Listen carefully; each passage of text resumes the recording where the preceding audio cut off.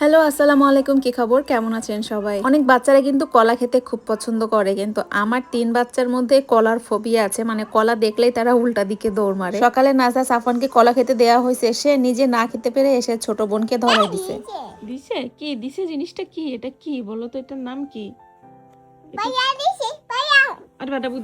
আজকে একটা ছুটির দিন, সকাল সকালই ধোয়া ফালা রান্না বান্না কিছুটা করে রাখতে হবে, কারণ বিকেলবেলা আজকে আবার নাইমার বাসায় দাওয়াত আছে।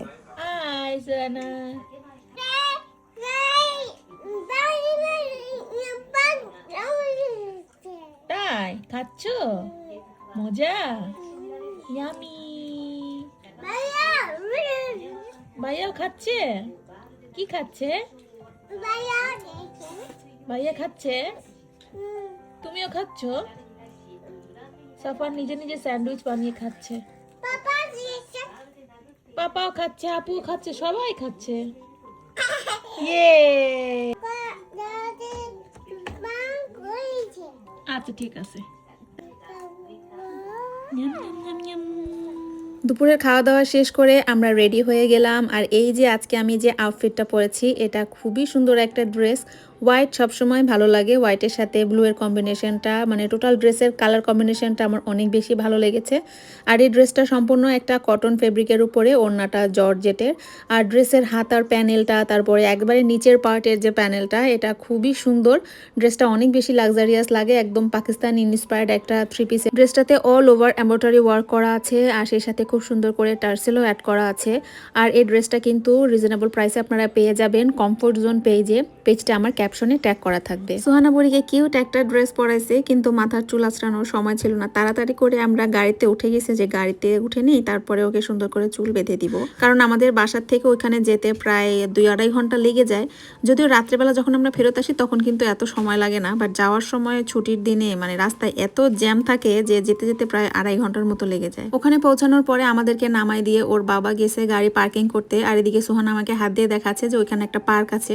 ওখানে আসলে একটা পার্কের মতো ছিল, ওখানে বাচ্চারা খেলাধুলা করতেছিল। সে দেখে এখন সেখানে যাবে, নাইমার বাসায় উঠবে না। পরে চিন্তা করলাম যাই একটু পার্কে ওদেরকে বেড়ায় নিয়ে আসি, কিন্তু পার্কে যে মশা, ওখানে যাওয়ার পরে 1-2টা মশার কামড় খেয়ে সুহানা আবার কোলে উঠে গেছে। জাপানের সামারে তো সব বাচ্চারাই চায় যে বিকেলবেলা একটু বাসার বাইরে বের হবে, কিন্তু কোনো মতো যদি পার্কে যায় মশার স্প্রে ছাড়া, তাইলে আর কোনো রেহাই নাই।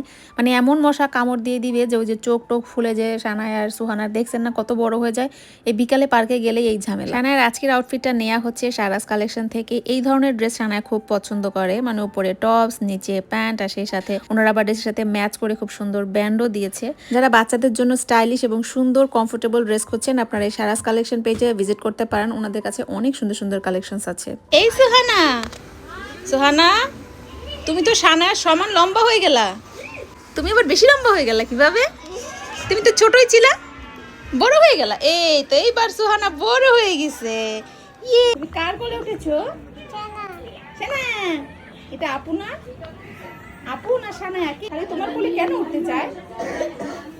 এত সানা পছন্দ করে সুহানা। মশার কামড়ের ঠেলায় সুহানা খুবই বিরক্ত, আর ও মানে পারলে সব ড্রেস খুলে ফেলে। পরে ওর ড্রেসটা আমি চেঞ্জ করে দিছি, ওকে একটু ঢোলাঢালা একটা ড্রেস পরাই দিয়েছিলাম। আর এই মশার ওষুধটা লাগাইছে, এটা কিন্তু ড্রাগ স্টোরে পাওয়া যায়। মশার কামড় দেওয়ার পরে এটা অ্যাপ্লাই করলে অনেক বেশি তাড়াতাড়ি টেনে যায়। ওদিকে মৌন সুহানাকে কেমনে জানি শান্ত করে বসায় রাখছে। ওকে যখন আমি চুল বাঁধতে যাই, ও কিন্তু সানার মতো চুপ করে বসে থাকে না, নড়াচড়া করে, এদিকে চলে যেতে চায়, ওদিকে চলে যেতে চায়। তো ওকে আমি কোনো মতে বেনি করি, কিন্তু সেখানে সুহানা খুব সুন্দর শান্ত হয়ে বসে থেকে আন্টিকে ফ্রেঞ্চ বেনি না ফ্রান্স বেনি যেটাই হোক সেটা করতে দিছে। আমার বাচ্চা 3টারই একটা সুন্দর বৈশিষ্ট্য আছে, সেটা হচ্ছে বাসায় যতই দুষ্টামি করুক না কেন, বাইরে গেলে তারা খুবই শান্তশিষ্ট হয়ে যায়। বাইরে গেলে কেউ বলতেই পারবে না যে এই সোহানা এত দুষ্টামি করে বাসায়, বা সাফওয়ান সানাই এত দুষ্টামি করে।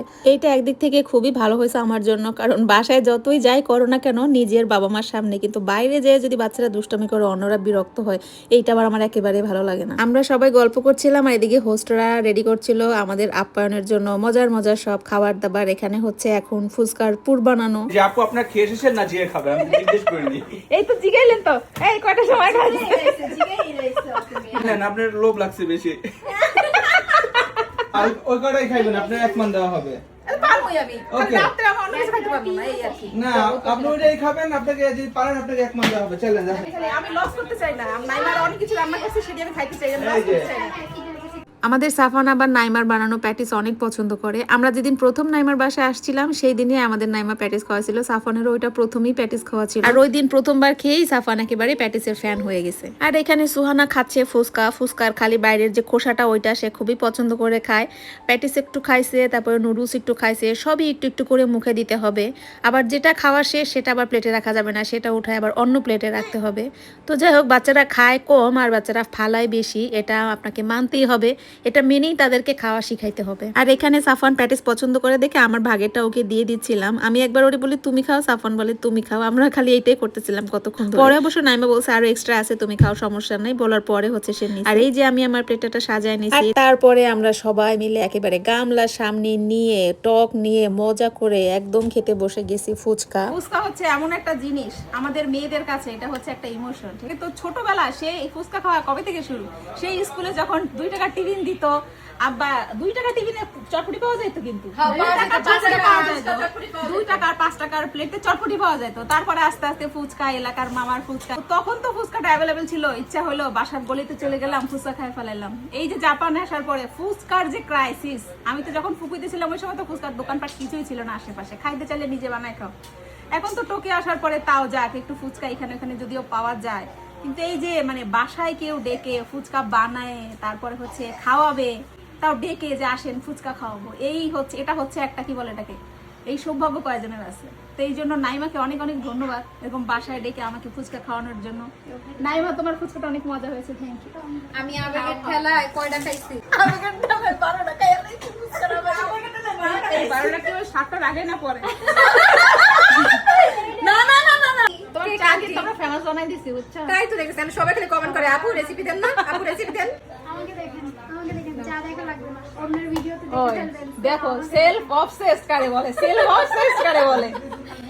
এর মাঝে একটু ঠ্যাস দিয়ে দিল, চার সাথে ঠ্যাস ফ্রি।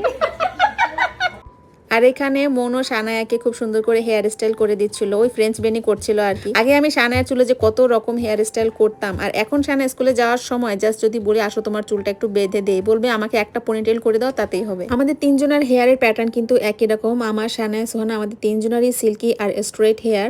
আর এটা কোনো কিছু অ্যাপ্লাই করে না, জেনেটিক্যালি আমাদের চুল এরকম। তবে আমরা সবাই চুলে কিন্তু চৌধুরানী আয়ুর্বেদার এই হেয়ার টনিকটা অ্যাপ্লাই করি। এই হেয়ার টনিকটা অ্যাপ্লাই করলে চুলের গ্রোথ বাড়ে, চুলের পড়া কমে, আর সেই সাথে চুলের খুশকির প্রবলেম থাকলে সেটাও সলিউশন হয়ে যায়। আর আমি নিজে অ্যাপ্লাই করার সাথে সাথে আমি কিন্তু আমার বন্ধু বান্ধব সবাইকে এটা ইন্ট্রোডিউস করে দিয়েছি। দেখেন নাইমাও এখন ব্যবহার করে। চুলের জন্য উপকারী সব প্রাকৃতিক উপাদান দিয়ে তৈরি সম্পূর্ণ হার্বাল একটা হেয়ার টনিক, তাই ছোট থেকে বড় সবাই ব্যবহার করতে পারবে, কোনো পার্শ্ব প্রতিক্রিয়া নাই। চুলে জাস্ট অ্যাপ্লাই করে 20 মিনিট রেখে তারপরে আপনি শ্যাম্পু করে ফেলতে পারেন, আর এটা সপ্তাহে 2 দিন ব্যবহার করলেই একটা ভালো রেজাল্ট পাবেন।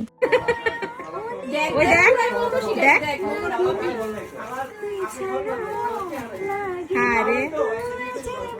আর এখানে সংজ্ঞা 2 বাচ্চাকে খাওয়াইতেছিল, সেই সাথে সুহানা এখানে দাঁড়াইছিল। ভাবছে সুহানাকেও মনে হয় পটায় মোটায় খাওয়াইতে পারবে, বাট এই সুহানা তো সেই সুহানা না যে নিজের হাত ছাড়া অন্য কারো হাতে এক নালা ভাতও খায় না। মানে কি যে এক বিপদ, ওর হাতে যতটুকু খাবে ততটুকুই, আমি ওকে খাওয়াইতে পারি না, এমন একটা কঠিন অবস্থা। আর তারপর নাইমা আমাদেরকে বের করে দেখালো ওর খাজানা, এত সুন্দর চুড়ি কিনে পাঠাইছে ওর বোন বাংলাদেশ থেকে। এক ভাই লাগেজে করে বাংলাদেশ থেকে নিয়ে আসছে। আসলে এমন বক্স সহ চুড়ি আনানোটাই ঝামেলা, কারণ কিনে তো আনানো যায়, বাট বক্স সহ আনতে গেলে ভেঙে যাওয়ার পসিবিলিটি থাকে। তো ওই লাগেজে করে নিয়ে এসে দেখে হয়তো সুন্দরভাবে আনতে পারছে।